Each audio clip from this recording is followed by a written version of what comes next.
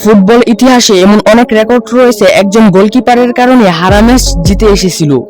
একজন গোলকিপারই পারে যে কোনো পরিস্থিতিতে খেলার মোড় ঘুরিয়ে দিতে। 2022 বিশ্বকাপের পর থেকে বিভিন্ন দেশ থেকে উদীয়মান গোলকিপাররা উঠে এসেছে, যারা কিনা 2026 বিশ্বকাপ খেলার জন্য প্রস্তুত হয়ে রয়েছে। তাদের বিপক্ষে গোল দেওয়া স্ট্রাইকারদের প্রায় অসম্ভব হয়ে দাঁড়ায়। তো চলেন কথা না বেরিয়ে শুরু করা যাক 2026 বিশ্বকাপে কোন 5 জন গোলকিপার ভয়ঙ্কর রূপে আসবে। আমাদের তালিকার 5 নম্বর অবস্থানে রয়েছেন স্পেনের গোলকিপার উনাই সিমন। 2020 সালে উনাই সিমনের অভিষেক হওয়ার পর থেকে স্পেনের এক ভরসার নাম হলো উনাই সিমন।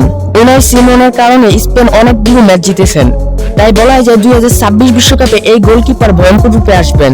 আমাদের তালিকার 4 নম্বর অবস্থানে রয়েছে সুইজারল্যান্ডের গোলকিপার ইয়ান সুমার। তিনি বর্তমানে ইন্টার মিলান ক্লাবের হয়ে খেলেন। সুইজারল্যান্ড 2022 কাতার ওয়ার্ল্ড কাপে ইয়ান সুমারের কারণেই কোয়ার্টার ফাইনাল খেলতে পেরেছিলেন। বর্তমানে সুইজারল্যান্ডের ভরসার আরেক নাম ইয়ান সুমার, তাই বলা হয় যে 2026 বিশ্বকাপের আতঙ্কের আরেক নাম হবে ইয়ান সুমার। আমাদের তালিকার 3 নম্বর অবস্থানে রয়েছে বেলজিয়ামের গোলকিপার কোর্তুয়া, যিনি কিনা বর্তমানে রিয়াল মাদ্রিদের ক্লাবের হয়ে খেলেন। বেলজিয়াম 26 বিশ্বকাপের স্বপ্ন দেখেন একমাত্র কোর্তুয়ার জন্য। বর্তমান ফুটবল বিশ্বে 1 নম্বর গোলকিপার হলো কোর্তুয়া, তাই বলা হয় যে 2026 বিশ্বকাপে কোর্তুয়া নতুন কিছু করে ফেলতে পারে। আমাদের তালিকার 2 নম্বর অবস্থানে রয়েছেন ব্রাজিলিয়ান গোলকিপার এলিসন বেকার, যিনি কিনা বর্তমানে লিভারপুল ক্লাবের হয়ে খেলেন। তার নামে রয়েছে অসংখ্য অ্যাসিস্ট এবং একটি গোল। এমন আছে 2026 বিশ্বকাপ ব্রাজিল এলিসন বেকারের হাত ধরেই জিততে পারে।